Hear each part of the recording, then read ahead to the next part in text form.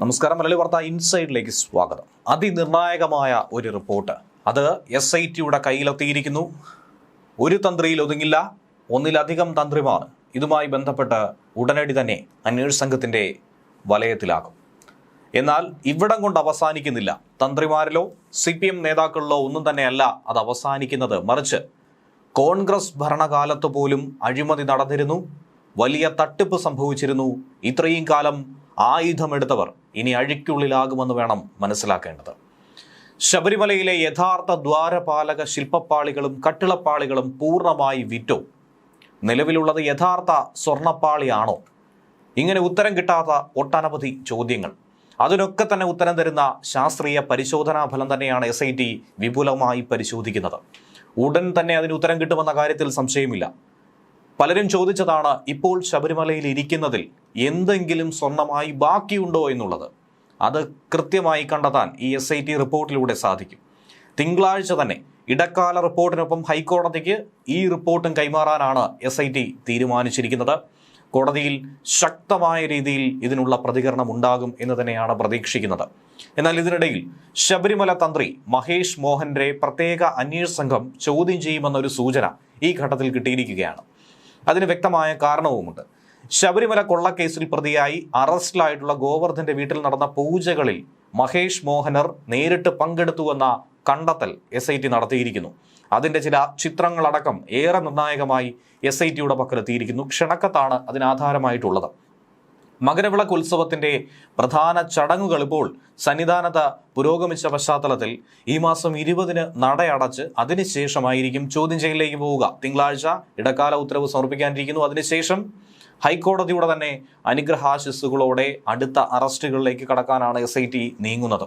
നേരത്തെ തന്ത്രിമാരിൽ ഒരാളായിട്ടുള്ള കണ്ഠരര് രാജീവരെ ചോദ്യം ചെയ്ത ശേഷം പ്രത്യേക അന്വേഷണ സംഘം അറസ്റ്റ് ചെയ്തിരുന്നു. നിലവിൽ ശബരിമലയിലെ ഈ ഉത്സവകാല ചടങ്ങുകൾക്ക് മുഖ്യ കാർമ്മികത്വം വഹിക്കുന്നത് മഹേഷ് മോഹൻരാണ്. ഗോവർദ്ധന്റെ വീട്ടിൽ നടന്ന ചില പ്രത്യേക പൂജകൾക്ക് തന്ത്രി തന്നെ നേരിട്ടെത്തി എന്ന തെളിവാണ് അന്വേഷണ സംഘത്തിന് കിട്ടിയിരിക്കുന്നത്. ഈ സാമ്പത്തിക ആത്മീയ ഇടപാട്, അതിലെന്താണ് തന്ത്രിയുടെ പങ്ക്? നിരവധി ദുരൂഹതകൾ ഇതിന് പിന്നിൽ ഒളിച്ചിരിക്കുന്നു. അതൊക്കെ മറനീക്കി പുറത്തു വരുമെന്നാണ് SIT കരുതുന്നത്.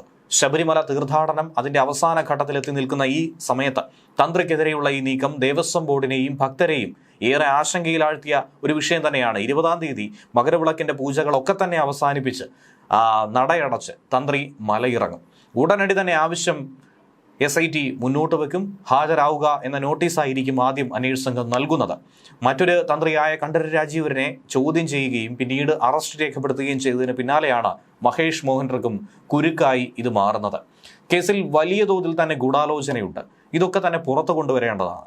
അതിനായി തന്ത്രിയെ തന്നെ നേരിട്ട് ചോദ്യം ചെയ്താൽ മാത്രമേ ആ മറ നീക്കുകയുള്ളൂ. നേരത്തെ അറസ്റ്റിലായവരിൽ നിന്നും കിട്ടിയ വിവരങ്ങളുടെ അടിസ്ഥാനത്തിൽ കൂടുതൽ തെളിവ് ശേഖരണത്തിനാണ് ഇപ്പോൾ SIT കടക്കുന്നത്. എന്നാൽ ഈ ഘട്ടത്തിൽ ശബരിമലയിലെ വാജുവാഹന കൈമാറ്റം, അതാണ് മറ്റൊരു വിവാദമായ വിഷയം. എന്നാൽ ഇതിന് വഴിവെച്ചതാകട്ടെ 2017-ലെ കൊടിമര പുനഃപ്രതിഷ്ഠ. അതിൽ UDF സർക്കാരിൻ്റെ കാലത്ത് അവർ നിയോഗിച്ച ദേവസ്വം ബോർഡ് തന്നെയാണ് ഇപ്പോൾ പ്രതിയായി മാറിയിരിക്കുന്നത്. ദേവസ്വം ബോർഡിനെ തന്നെ ആ കാലഘട്ടത്തിലെ UDF ദേവസ്വം ബോർഡിനെ പ്രതി ചേർത്ത് കേസെടുക്കുമെന്നാണ് അറിയേണ്ടത്. പണപ്പിരിവിലടക്കം ദുരൂഹതയുണ്ടെന്ന് കാണിച്ച് SIT കോടതിയിൽ റിപ്പോർട്ട് കൊടുക്കുകയാണ്. അന്വേഷണം വഴിതെറ്റിക്കാൻ മുഖ്യമന്ത്രിയുടെ ഓഫീസ് നിരന്തരമായി ഈ കേസിൽ ഇടപെടുന്നുവെന്ന ആരോപണമാണ് ഈ ഘട്ടത്തിൽ പ്രതിപക്ഷ നേതാവ് ഉയർത്തുന്നത്. ശബരിമല സ്വർണ്ണക്കൊള്ളയിൽ നിർണായകമെന്ന് കരുതപ്പെടുന്ന ശാസ്ത്രീയ പരിശോധനാ റിപ്പോർട്ട് പ്രത്യേക അന്വേഷണ സംഘത്തിന് കിട്ടിയിട്ടുണ്ട്. കൊല്ലം വിജിലൻസ് കോടതിയാണ് VSSC നടത്തിയ പരിശോധനാ റിപ്പോർട്ട് കൈമാറിയത്. ദ്വാരപാലക ശില്പം, കട്ടിളപ്പാളി തുടങ്ങിയ 15 സാമ്പിളുകളുടെ പരിശോധനാ ഫലമാണ് ഇത്തരത്തിൽ കിട്ടിയിരിക്കുന്നത്. ഇന്നലെയാണ് VSSCയിൽ നിന്നും മുദ്രവെച്ച കവറിൽ ശാസ്ത്രീയ പരിശോധനാ ഫലം കൊല്ലം വിജിലൻസ് കോടതിയിലെത്തിയത്. ശബരിമല സ്വർണ്ണക്കൊള്ളയുമായി ബന്ധപ്പെട്ട അന്വേഷണത്തിൽ ഈ പരിശോധനാ ഫലമെന്ന് പറയുന്നത് ഏറെ നിർണായകമായിട്ടുള്ള വിഷയം തന്നെയാണ്. വാജുവാഹനം നിയമം ലംഘിച്ച് തന്ത്രിക്ക് കൈമാറി എന്നതിൽ മാത്രം ഒതുങ്ങുന്നതല്ല.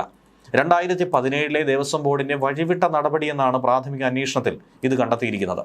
1971 മുതൽ സന്നിധാനത്തുണ്ടായിരുന്ന കോൺക്രീറ്റ് കൊടിമരത്തിന് ബലക്ഷയം എന്ന പേരിലായിരുന്നു അത് മാറ്റി സ്ഥാപിക്കാൻ ഒരു തീരുമാനമെടുത്തത്. അതിനുവേണ്ടി ദേവസ്വം ബോർഡ് വ്യാപകമായി പണപ്പിരിവ് നടത്തി. പക്ഷേ അതൊന്നും തന്നെ കണക്കിലില്ല. പഴയ കൊടിമരത്തിലെ അഷ്ടദിക്പാലകരടക്കമുള്ള രൂപങ്ങൾ എവിടെയെന്ന കാര്യത്തിന് ഇതുവരെയും ഉത്തരം കിട്ടിയിട്ടില്ല. സ്വർണം ഉൾപ്പെടെയുള്ളവ എവിടെയെന്ന് ഉറപ്പിക്കുന്ന രേഖകൾ ആരുടെയും കൈവശമില്ല. അതിനൊപ്പമാണ് വാജുവാഹനം 8 വർഷത്തോളം തന്ത്രി തന്നെ കൈയടക്കി വെച്ചത്. ഈ കാര്യങ്ങൾ ഹൈക്കോടതി അറിയിക്കാനും കോടതി നിർദ്ദേശിച്ചാൽ കേസെടുത്ത് അന്വേഷിക്കാനുമാണ് തീരുമാനം. കേസെടുത്ത് കഴിഞ്ഞാൽ UDF സർക്കാർ നിയോഗിച്ച 2016 കാലഘട്ടത്തിലെ ദേവസ്വം ബോർഡ് പ്രതിയായി മാറും. അതിൽ അജയ് തറയിലടക്കം പ്രതിസ്ഥാനത്തെത്തും. ചോദ്യം ചെയ്യേണ്ട സാഹചര്യം ഉണ്ടാകുമെന്നാണ് കരുതുന്നത്. എന്നാൽ ഇത് അന്വേഷണം വഴിതെറ്റിക്കാനുള്ളൊരു നീക്കമെന്നാണ് പ്രതിപക്ഷ നിരയുടെ ആരോപണം. സ്വർണം പൂശിയ ചെമ്പ് പാളികളുടെ പരിശോധനാ ഫലവും അന്വേഷണ സംഘം കൈമാറിക്കഴിഞ്ഞു. പാളികൾ മാറ്റിയിട്ടുണ്ടോ? പഴയ പാളികൾ നീക്കം ചെയ്ത് പുതിയ പാളികളിലാണോ സ്വർണം പൂശിയത്? പഴയ പാളികൾ ഇപ്പോഴും സുരക്ഷിതമാണോ? ഇങ്ങനെയുള്ള പലവിധ വിഷയങ്ങൾ അറിയാൻ വേണ്ടിയാണ് ഈ പരിശോധനാ ഫലം നടത്തിയിരിക്കുന്നത്. അതിലൊരു വ്യക്തത കിട്ടുമെന്ന് അന്വേഷണ സംഘം തന്നെ പറയുന്നു. ഈ റിപ്പോർട്ട് വിശദമായി പഠിച്ച് പരിശോധിച്ച് തുടർ നടപടികൾ സ്വീകരിക്കും. കോടതി ഇനി ഈ മുദ്രവെച്ച റിപ്പോർട്ട് തുറന്ന് പരിശോധിക്കുന്നതായിരിക്കും. റിപ്പോർട്ടിന്റെ ഉള്ളടക്കം പൂർണ്ണമായോ ഭാഗികമായോ പ്രോസിക്യൂഷനും പ്രതിഭാഗത്തിനും കൈമാറും. ശാസ്ത്രീയ പരിശോധനയിൽ സ്വർണം നഷ്ടപ്പെട്ടതായി സ്ഥിരീകരിക്കപ്പെടുന്ന പക്ഷം കേസിലെ ക്രിമിനൽ കുറ്റങ്ങളൊക്കെ കൂടുതൽ ശക്തമാകും. സ്വർണം നഷ്ടപ്പെട്ടു എന്ന കാര്യം ബലപ്പെടും. അധിക വകുപ്പുകൾ ചുമത്തപ്പെടുകയും മറ്റ് നടപടികളിലേക്ക് കടക്കാൻ SITക്ക് കുറച്ചുകൂടി ഒരു അധികാരം ലഭിക്കുകയും ചെയ്യുമെന്നാണ് സൂചന കിട്ടുന്നത്. 19-ാം തീയതി ഹൈക്കോടതിയിൽ കൈമാറുന്ന ഈ അന്വേഷണ പുരോഗതി റിപ്പോർട്ടിൽ ശാസ്ത്രീയ അന്വേഷണ ഫല റിപ്പോർട്ടും ഉൾപ്പെടുത്തിയായിരിക്കും നൽകുക. സ്വർണ്ണപ്പാളികൾ മാറ്റിയിട്ടുണ്ടോ? ഇപ്പോഴുള്ളത് പഴയ പാളികളാണോ? പാളികളിലെ സ്വർണത്തിന്റെ അളവ് എത്രയാണ്? ഇങ്ങനെയൊക്കെയുള്ള ഹൈക്കോടതിയുടെ ചോദ്യങ്ങൾക്ക് കൃത്യമായ ഉത്തരം ഇതിലുണ്ട് എന്ന് തന്നെയാണ് മനസ്സിലാക്കേണ്ടത്.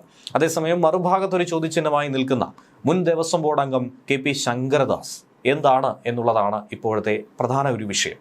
തിരുവനന്തപുരത്തെ സ്വകാര്യ ആശുപത്രിയിൽ റിമാൻഡിൽ കഴിഞ്ഞ മുൻ ദേവസ്വം ബോർഡ് അംഗത്തെ തിരുവനന്തപുരം മെഡിക്കൽ കോളേജ് ആശുപത്രിയിലേക്ക് മാറ്റുമെന്നാണ് കരുതുന്നത്.